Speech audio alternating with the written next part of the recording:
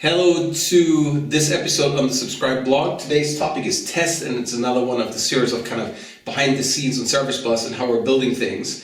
And so when I was in Redmond, I sat down with Cesar, who's our test manager. And Cesar and I talked about how we test, how we do quality assurance on Service Bus. The reason why that's topical this week, at least for me, is because I'm currently on the hook 24/7 for all the 8 data centers that we're in with Service Bus. And inside those 8 data centers are a number of scale units. I had a talk, I have a talk here on the Subscribe blog, which actually talks about environments and scale units, so you may want to review this if you want to know what a scale unit is.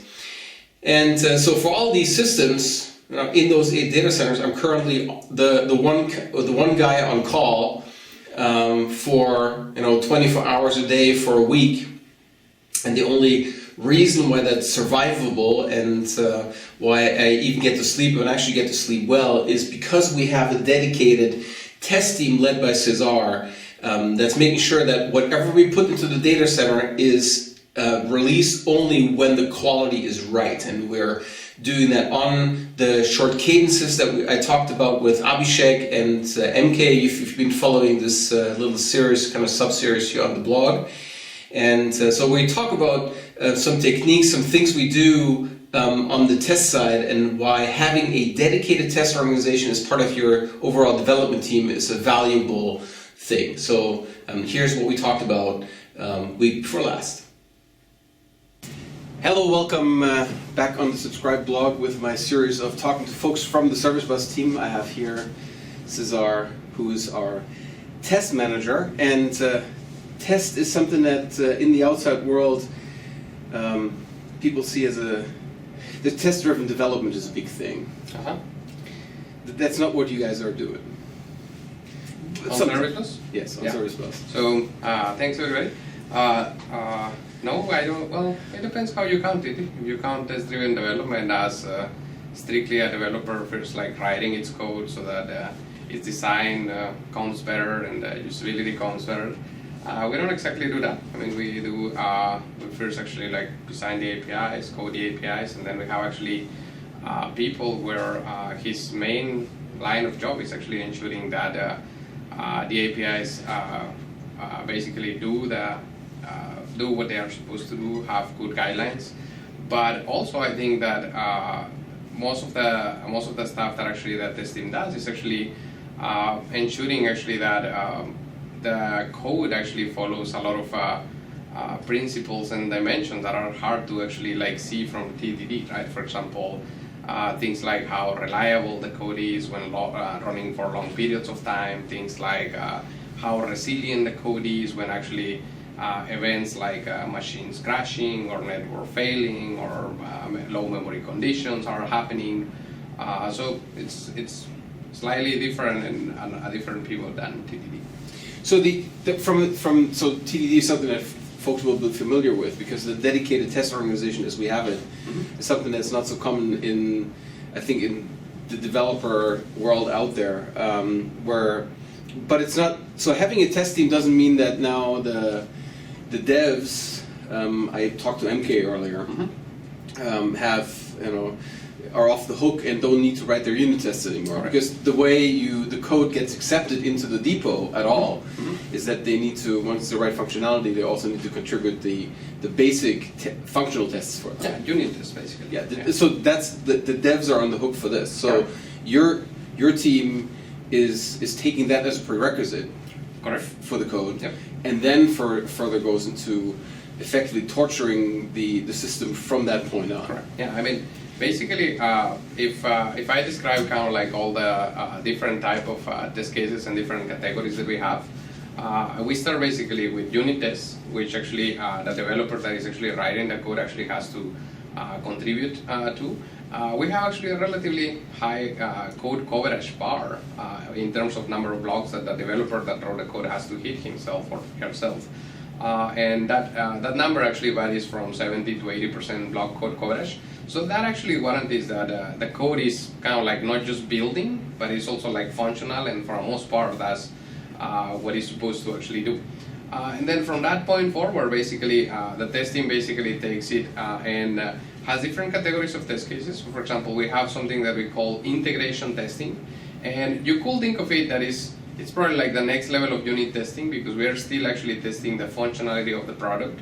However, we don't actually do fakes there, right? So the way we actually test functionality is we deploy the product to a production-like environment. And when I say a production-like environment, it's really like production-like environment. I mean, the only difference is that in production stamps, we might have 50 or hundreds of nodes. In a test environment used for integration, we might have only like 8 to 10 nodes.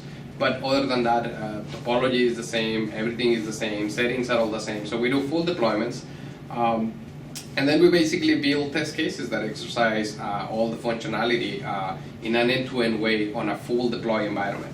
And we end up finding issues also that pop there, but don't pop on unit testing, because integration components actually don't play well with each other. And that's kind of like our first kind of like the level of testing. Then we actually do what we call endurance testing. And this is actually workloads. For example, to give you an idea, in service bus, we probably today have around 60 to 80 workloads that exercise the system from basically very different angles. And these test cases actually have to run for 3 to 7 days or these workloads have to run for 3 to 7 days, meeting reliability of 99.99. And building those workloads actually in the face of actually the product being flaky, it's a full job, right? It's a full day job, because it's one thing to use a product that has already been verified and signed off and it just works, as opposed to like writing and building a product, building a workload on something that it's still not ready, right? Yes. So writing those test cases that actually never stop and actually analyzing them, figuring out how to actually get so many logs and understand them and seeing the trends on them, it's a full-time job. So we have the suite of tests that we have built since we shipped, or even before we shipped. That's growing, and as we do the testing, we keep running the expanded test suite against the system. Correct. Right. Yeah, I mean in 2009, I think that suite was probably around 20 test cases, and yeah, every year we add another 20, 30 test cases as more and more features come in. And that's actually just endurance testing. I mean, other type of testing that we do, we typically call it failover.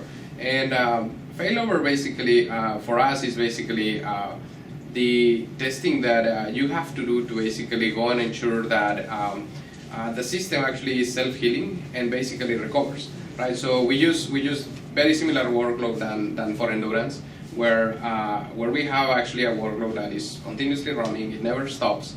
And then while that is going, we basically go and then inject failures into the system. So we go and basically kill processes, we go and actually like disconnect networks, we go and actually cause disk failures, we go and cause basically failures on other services, or simulate failures on other services that we might be depending. Like for example, we depend on SQL Azure, so we might go and actually simulate a SQL database being down, and how do we recover from that. And again, I think basically there our goal is to ensure that the system does recover, and to actually measure very precisely how long does it take to actually recover in the system, right? Because we don't want our either relay endpoints or queues or topics or all the different constructs that we provide to actually be down for more than a couple of seconds. And then there's stress, performance. Stress is typically what we call endurance. Another thing that is actually very interesting, and it also takes a lot of detail-oriented thinking. For example, with the failover workload, is that it basically gets complex because it's not a simple matter of like pass or fail. For example, for us in the messaging space, for example, for things like queues and topics, message loss is actually like super critical. Yes, right? That's right. So one of the things that workload does is basically that it is basically built in such a way that it's very, very particular about detecting if a message has been sent and the service has actually acted that message got in, then that message has to come out or we will basically like fail that test, and then we'll have to investigate and determine like, hey, did we really lose the message? Has the workload had a problem? And we have found like a lot of issues that I'm pretty sure our customers will be very unhappy if we suddenly start losing messages. We have performance, and we measure different things on performance. I mean, we measure things like latency. We measure things like how fast a given queue or topic can receive messages, and we also basically measure the scalability of our system, right? So independent, regardless of how fast or can a queue or topic go, we also want to make sure that as we add actually more resources to the system should basically scale linearly up to a certain point.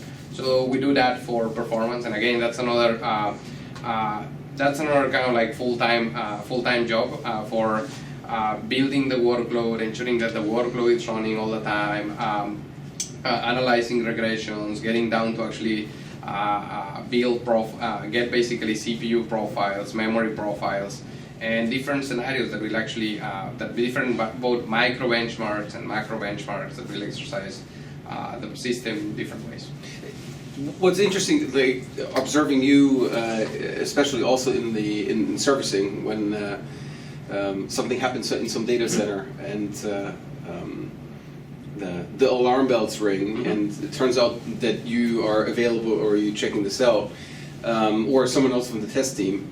Very often when we look at the graphs that come out of the performance counters, which is kind of one of our primary ways of looking at things, because we're testing systematically and we're testing kind of during these endurance tests, we kind of know what the pulse and how the healthy lines of the system look like. Yeah.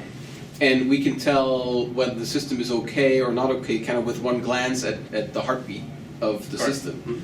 And then also kind of because we see how the system because we know how the system looks when it fails, because of those kind of fault testing, we can often tell just by looking at the graph what's going on. Yeah. And that's so learning. You're building something that's fairly complicated, a complicated distributed system as we do it, and then you test it from various angles to learn how it behaves, and how it behaves when it's unhealthy. Correct. I mean, I think basically the way I think about it basically is that all systems that you build effectively are going to have a limit. I mean, most systems that basically are supposed to be limitless, most of the time is really that the limit is so high that you will never hit it, and so yes, you could practically say that it's limitless. And so a lot of the things that the testing actually does and the value that it provides to the team is basically finding those limits that the system has, right? So yeah, we have found cases where we actually we measure, we find the limits that the system have. We then go and evaluate like, hey, are those limits okay? Should we put more resources or not? And sometimes, we have made mistakes and told that those resources are enough and the limit we have should be fine. And then our customer surprise us using it in ways we didn't expect us, and turns out the limit is not appropriate. And so when we know about those limits and they happen in production, it's relatively easy for us to actually then figure out kind of like what are the next steps. There are also cases where I mean even though we have like a lot of smart people both on dev, test, and all the engineering team.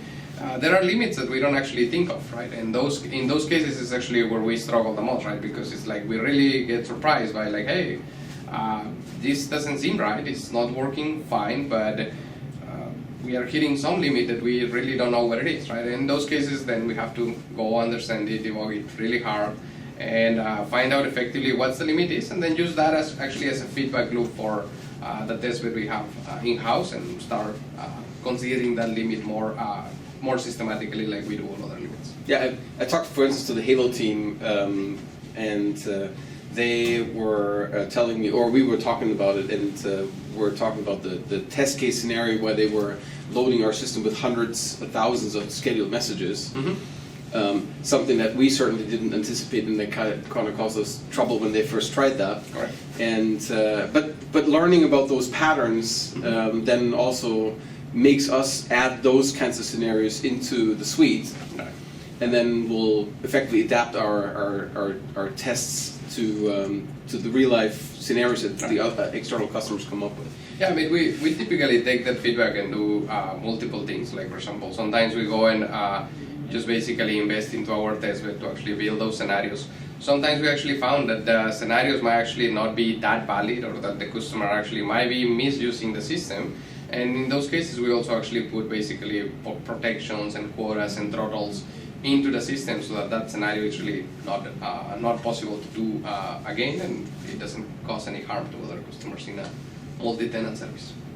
Yeah, so I think for a live site and for a live web service, having a dedicated test team is something that is inevitable. And I think also that the separation between the team that does the work in terms of implementation and the team that does the work in terms of verification and making sure that it's ready for production, having a clear separation between the two and not getting those two confused is something that is at least has proven very valuable for us in Service Bus. Yeah, I mean, that's how we have actually worked on Service Bus, but I don't know. I mean, I'm not actually like married to either approach. Mm-hmm. I think that I mean, I have seen teams that actually are like fairly successful, having mainly actually a dev team and a very, very small team. Sometimes what those teams do actually is that a lot of the actual quality and a lot of the measuring itself is done by the dev team. And then test team actually just does a few more like integration and maybe some of the really, really hard things to measure, as opposed to measuring mainly everything.